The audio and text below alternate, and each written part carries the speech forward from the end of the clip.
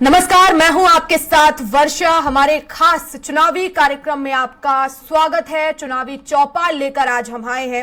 हम आज बात करेंगे महाकौशल की राजनीति की, जहां चुनावी सरगर्मियां तेज हो गई हैं। यहां महाकौशल में 8 जिले हैं, जिनमें 38 सीटें हैं। राजनीतिक दृष्टि से महाकौशल में जबलपुर, छिंदवाड़ा, कटनी, सिवनी, नरसिंहपुर, मंडला, डिंडोरी और बालाघाट जिले हैं। महाकौशल के चुनावी नतीजे हमेशा चौंकाने वाले रहे हैं।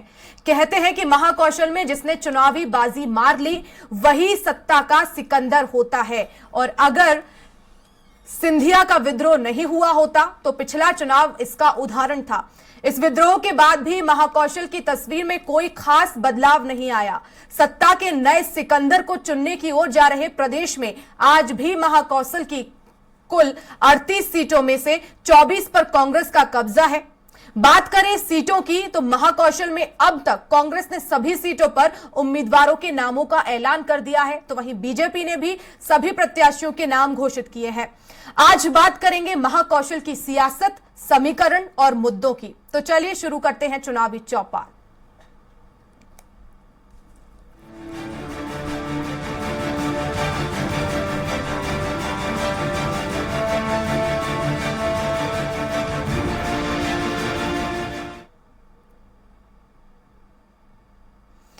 तो आज जो हम जानेंगे चुनावी चौपाल में महाकौशल का मिजाज आखिर क्या है, मतदाता के मन में क्या चल रहा है, इस बार किस तरह का समीकरण यहां पर है। जगह जगह से हमारे संवाददाता जुड़ेंगे, हम उनसे जमीनी हकीकत भी जानेंगे।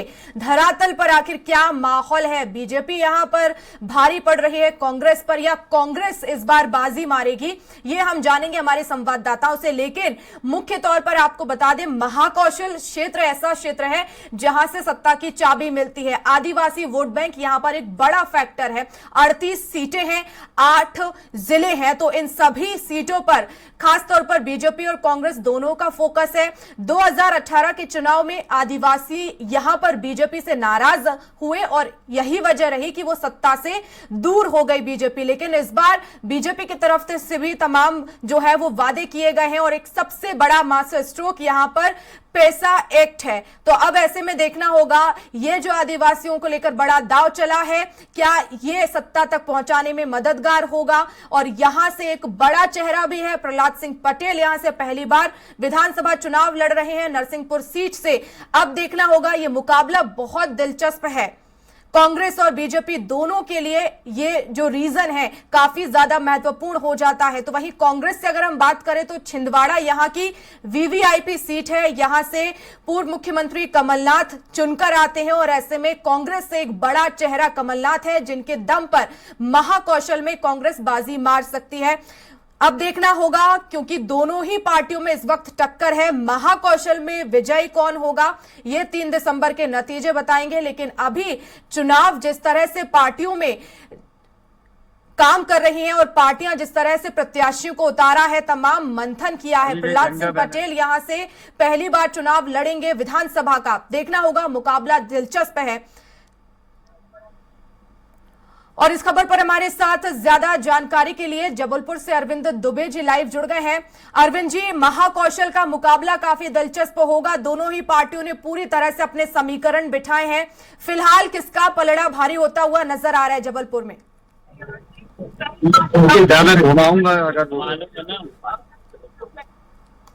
हैं और यहाँ पर सीधे तौर पर भारतीय जनता पार्टी और कांग्रेस के बीच में ही लड़ाई होती है। ये लड़ाई इस बार भी है।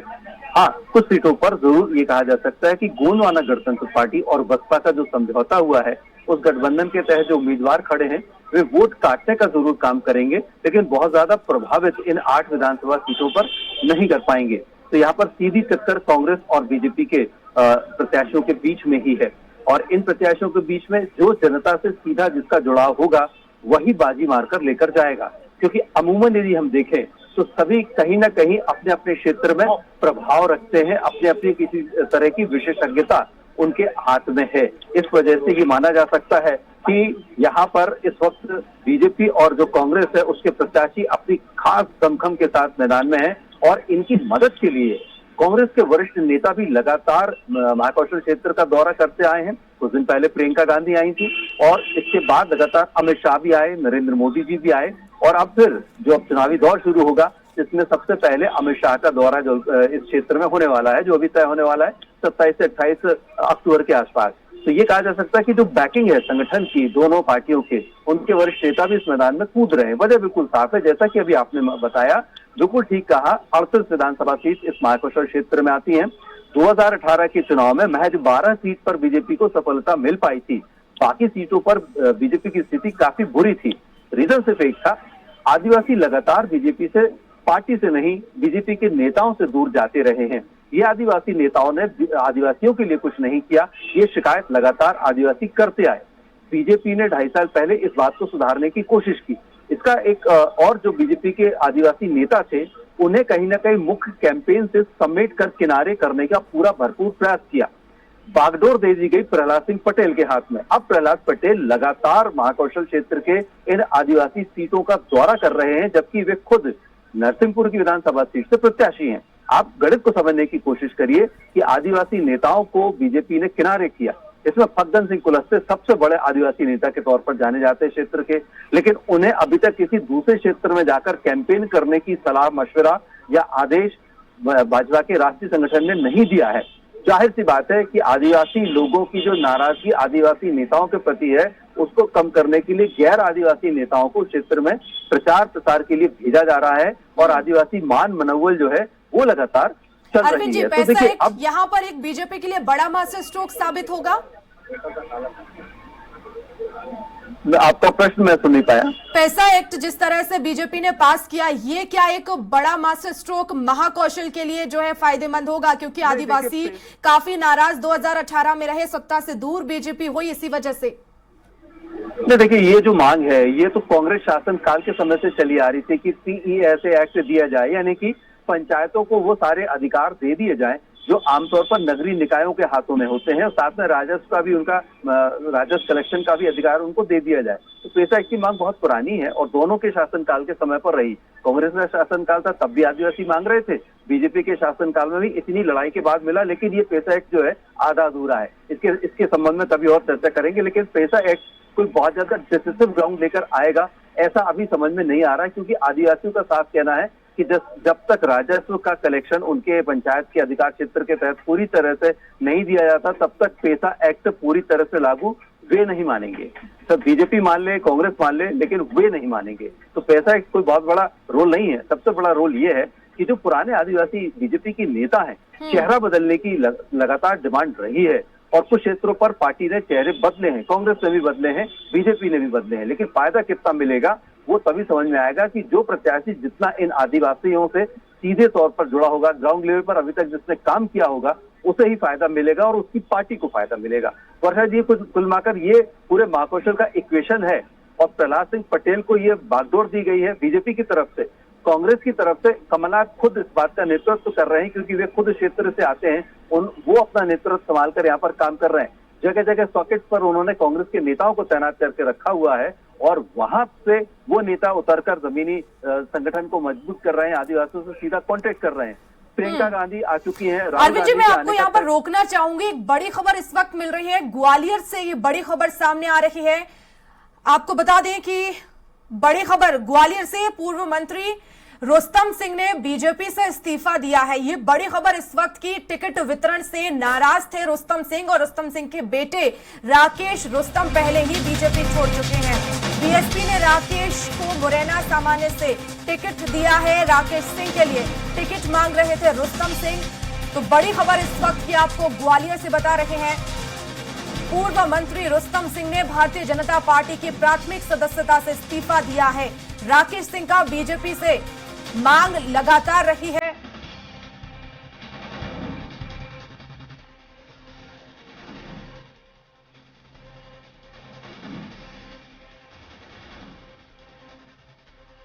तो टिकट वितरण से नाराज थे रुस्तम सिंह और ऐसे में बड़ा झटका भारतीय जनता पार्टी के लिए। रुस्तम सिंह के बेटे राकेश रुस्तम पहले ही बीजेपी छोड़ चुके हैं। तो बीएसपी ने राकेश को मुरैना सामान्य से टिकट दिया है और इसी बीच बड़ा झटका बीजेपी के लिए। राकेश सिंह के लिए टिकट की मांग कर रहे थे रुस्तम सिंह। तो पूर्व मंत्री रुस्तम सिंह ने बीजेपी से इस्तीफा दिया है। ज्यादा जानकारी के लिए संवाददाता विनोद शर्मा हमारे साथ फोन लाइन पर जुड़ गए हैं। विनोद, कितना बड़ा झटका भारतीय जनता पार्टी के लिए? देखिए, भारतीय जनता पार्टी के लिए मुरैना में एक बड़ा झटका है, क्योंकि रुस्तम सिंह एक बड़ा चेहरा थे और भाजपा के लिए तमाम उन्होंने काम किया। पूर्व मंत्री भी रहे, संगठन में मजबूती भी प्रदान करते रहे। लेकिन इस बार वो भारतीय जनता पार्टी से अपने बेटे राकेश सिंह गुर्जर के लिए टिकट मांग रहे थे और लगातार इस बात के लिए मांग कर रहे थे। उन्होंने इसको लेकर कई बार जो शीर्ष नेतृत्व है उनसे भी चर्चा की कि उनके बेटे को इस बार टिकट दिया जाए। लेकिन जब टिकट नहीं मिला और रघुराज सिंह कंसाना को भारतीय जनता पार्टी ने अपना प्रत्याशी बनाया तो उससे वो काफी क्षुब्ध थे। उसके बाद उन्होंने कांग्रेस से भी प्रयास किए कि कांग्रेस से उनके बेटे को टिकट मिल जाए, लेकिन कांग्रेस ने भी दिनेश गुर्जर को टिकट दिया। तो उसके बाद अब चूंकि राकेश गुर्जर है, उसने उनके जो बेटे हैं उनने बहुजन समाज पार्टी ज्वाइन कर ली और जिससे उनको मुरैना का प्रत्याशी बनाया गया है। अब मुरैना की जो स्थिति है वो तीनों ही गुर्जर समाज से है, रघुराज कंसाना हो या फिर राकेश गुर्जर हो या फिर दिनेश गुर्जर हो।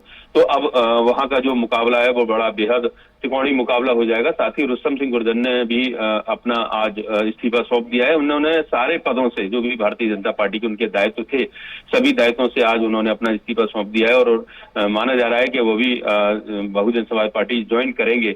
बड़ी संख्या में राकेश गुर्जर के साथ उनके जो समर्थक है उन्होंने भी बहुजन समाज पार्टी को ज्वाइन किया है आज और एक बड़ा कार्यक्रम किया है।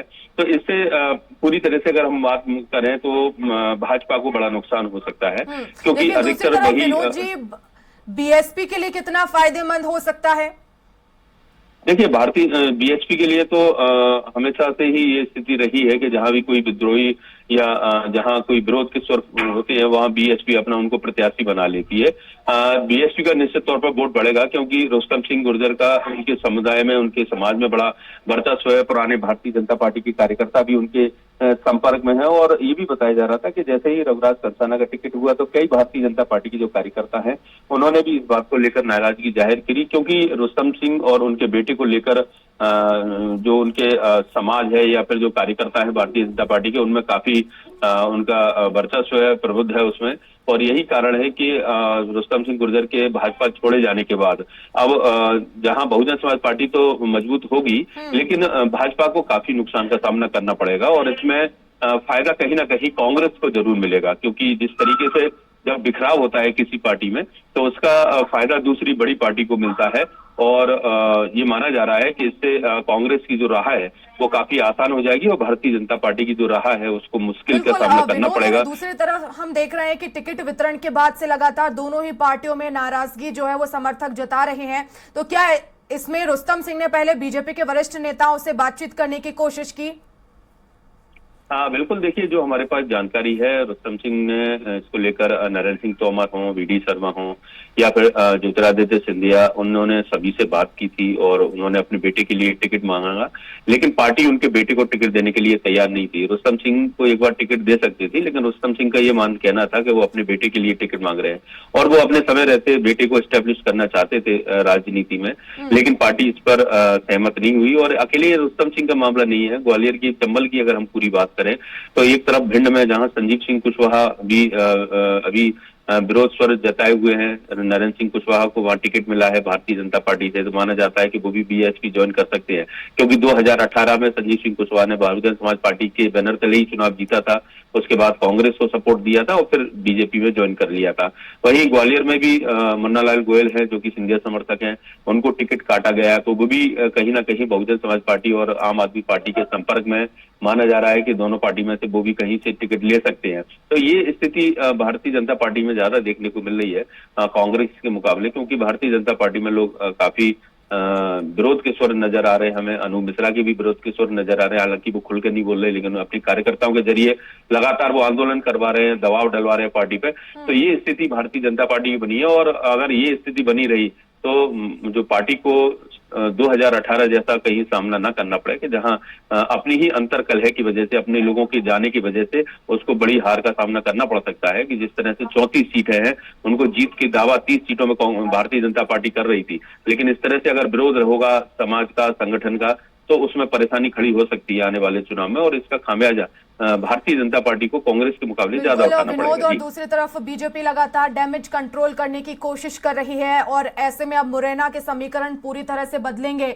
लेकिन अभी भी क्या बीजेपी कुछ अहम कदम यहां पर उठा सकती है? हालांकि इस्तीफा दे दिया है, लेकिन फिर भी क्योंकि ग्वालियर चंबल में अपनी साख बचानी है, बड़ी चुनौती बीजेपी के सामने।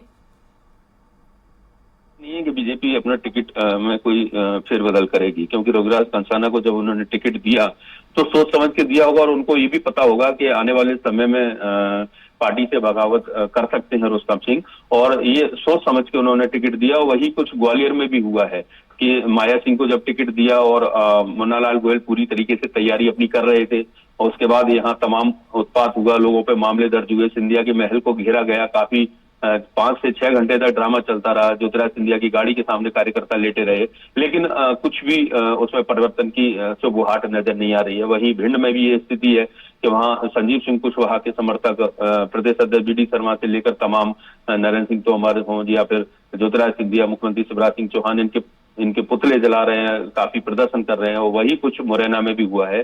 तो पार्टी ने ये तय कर चुकी है, पार्टी के जो टिकट दे दिए गए हैं अब उस पर कोई दोबारा से चर्चा नहीं होगी, क्योंकि नरेंद्र सिंह तोमर ने जब कल हमारी चर्चा हुई थी और उनसे पूछा गया था कि इस तरह से पार्टी में विरोध के स्वर दिखने लगे हैं कि जहां टिकट आपने दिया है तो क्या फेरबदल होगा, तो उन्होंने कहा कि सब कुछ ठीक हो जाएगा, लोगों को चर्चा की जा रही है, और ये शुरुआत में होता है, बड़ा परिवार है, जब किसी को कुछ होता है तो ये सब होता है, लेकिन हम सब कुछ ठीक कर लेंगे। लेकिन ठीक तो नहीं कर पा रहे हैं, ये बात अलग है। लोग छोड़कर पार्टियां जाने लगे हैं। अब शुरुआत राकेश सिंह गुर्जर ने की है, इसके अलावा रुस्तम सिंह ने की है, हो सकता है कि संजीव सिंह कुशवाहा, मुन्नालाल गोयल और तमाम जो जिनको टिकट नहीं मिला है वो भी पार्टी छोड़ने की कगार की स्थिति में आ चुके हैं। तो ये पूरा का पूरा जो नुकसान है वो संगठन को भुगतना पड़ेगा। बिल्कुल, बहुत शुक्रिया विनोद तमाम जानकारी के लिए।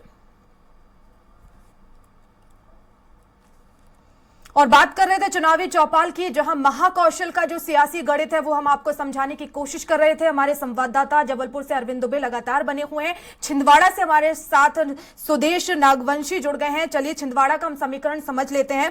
सुदेश, छिंदवाड़ा में क्योंकि काफी हाई प्रोफाइल ये सीट है, बीजेपी ने यहां से बंटी साहू को मैदान में उतारा है, तो दूसरी तरफ कमलनाथ, मुकाबला दिलचस्प है।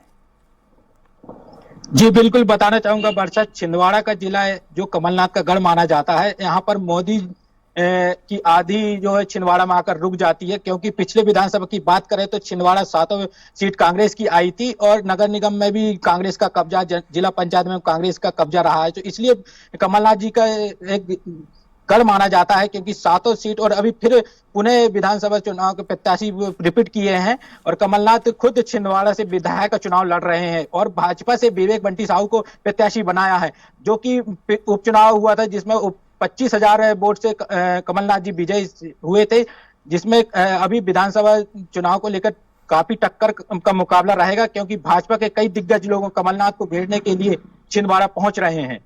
जी बिल्कुल सुदेश, लेकिन बड़ा चेहरा यहाँ पर कमलनाथ है, और जैसा कि आपने बताया कि उपचुनाव में महज 25,000 वोटों से जीते थे कमलनाथ, तो ऐसी बड़ी चुनौती यहाँ पर कांग्रेस के सामने भी है। फिलहाल किसके पक्ष में माहौल बनता हुआ नजर आ रहा है? अभी तो माहौल भाजपा और कांग्रेस दोनों के बीच में बनते आ रहा है, क्योंकि अभी स्थिति अभी नौदरगा के चलते कुछ समझ नहीं आ रहा है। इसको देखते हुए अभी 5वीं लिस्ट जारी हुई थी भाजपा की, जिसमें चौरई से भी विरोध देखने को मिला, जिसमें रमेश दुबे के द्वारा विरोध प्रदर्शन है, उनके कार्यकर्ताओं के और नगर पालिका अध्यक्ष, उपाध्यक्ष सभी लोगों ने इस्तीफा दिए थे, जो कि लखन वर्मा जी को चौरई से विधानसभा क्षेत्र में टिकट दिए थे, जिसको लेकर खास भाजपा में विरोध देखने जा रहा है। उसी प्रकार कांग्रेस में भी हर क्षेत्रों में विरोध देखने को मिल रहा है टिकट को लेके, जिसमें आम जनता को इसमें मतदाता का मत का उपयोग करेंगे, जिसमें पता चल जाएगा। सुरेश, लेकिन छिंदवाड़ा की 7 सीटों पर जो है मुख्य मुकाबला दोनों के बीच है, यहाँ पर तीसरी भी पार्टी इस समय दोनों का समीकरण बिगाड़ सकती है। जी बिल्कुल, बताना चाहूंगा अमरवाड़ा विधानसभा में गोंडवाना गणतंत्र पार्टी का त्रिकोणीय मुकाबला होता कि भाजपा, कांग्रेस और गोंडवाना के बीच मुकाबला होता, लेकिन गोंडवाना का मुकाबला एक इस ओर दिखाई नहीं दे रहा, क्योंकि गोंडवाना के राष्ट्रीय अध्यक्ष जो कि मोनिका भट्टी थी, जो भाजपा में शामिल होकर भाजपा ने विधायक प्रत्याशी बनाया है उनको। इस ओर और अमरवाड़ा विधानसभा की बात करें तो त्रिकोणीय मुकाबला होता था, जिसमें कांग्रेस से अभी 2 बार से विधायक, यहाँ पंचवर्षीय से विधायक राजा कमलेश शाह, उन्हें कमलनाथ जी ने पुनः रिपीट विधायक प्रत्याशी बनाया है। और यहाँ देखना होगा कि आदिवासी वोट को लुभाने के लिए भाजपा ने एक खेल खेला है, जिसमें से कि मोनिका भट्टी को आदिवासी का पूरा बहुमत मिलने के कारण जीत हो जाएगी, जिसमें कमलनाथ का गढ़ को समाप्ति की ओर दिखाई देगा। बिल्कुल, तो यहाँ से मोनिका भट्टी बड़ा चेहरा है, लेकिन अब क्या माने सुदेश, इन 7 ही सीटों पर किस तरह से अभी फिलहाल बीजेपी के लिए क्या जो प्रत्याशियों का ऐलान हुआ है छिंदवाड़ा और कांग्रेस की तरफ से, क्या कहीं पर नाराजगी का सामना दोनों पार्टियों को करना पड़ रहा है? क्योंकि मोनिका भट्टी का भी हमने विरोध देखा है सुदेश। का भी विरोध बहुत देखने को मिला, जहां की उत्तम ठाकुर और उनके सभी कार्यकर्ताओं ने हिंदू और रामायण जलाने की बात को लेकर भी विरोध, सनातन धर्म के बारे में भी बताया गया था, जिसमें विरोध देखने को मिला। लेकिन ऐसा विरोध अब शांत दिखाई दे रहा, क्योंकि आला नेता लोग आए हुए थे, जिसमें सभी को समझाई दिए थे नेता लोगों ने। टक्कर का है, देखना होगा 3 दिसंबर को नतीजे क्या कुछ कहेंगे। बने रहिएगा, अरविंद जी हमारे साथ लगातार बने हुए हैं। अरविंद जी, जबलपुर की पश्चिम सीट जो है काफी हाई प्रोफाइल मानी जा रही, राकेश सिंह और तरुण भनोट यहाँ प्रत्याशी होंगे। फिलहाल किसका पलड़ा यहाँ पर भारी होता हुआ नजर आ रहा है?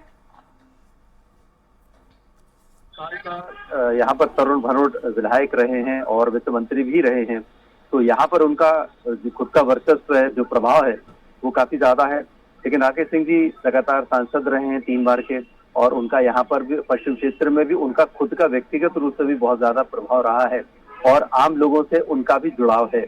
तो ऐसे में ये दोनों प्रत्याशी बिल्कुल नेक टू नेक फाइट पर हैं, और चूंकि दोनों के दल और दोनों के संगठन का भरपूर सपोर्ट मिल रहा है, इसलिए संगठन से भी दोनों मजबूत हैं। अब बात ये आ गई कि आखिर जब दोनों मजबूत हैं तो आखिर पलड़ा भारी किसका होगा?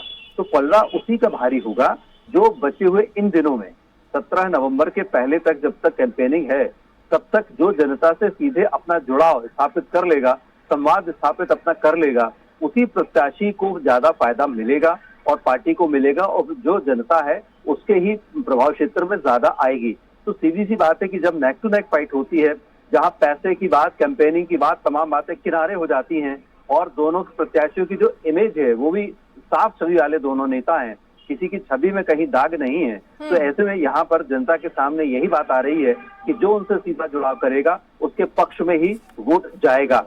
दोनों इस समय सड़क पर हैं, सड़क पर एक एक आदमी से लगातार संपर्क कर रहे हैं, नेटवर्क बहुत तेज उन्होंने बिछा के रखा हुआ है, और जो फाइट है, जबरदस्त फाइट है, पूरे प्रदेश की नजर उसी पर है, क्योंकि एक तरह से माना जा रहा है कि राकेश सिंह को केंद्र का नुमाइंदा माना जा रहा है।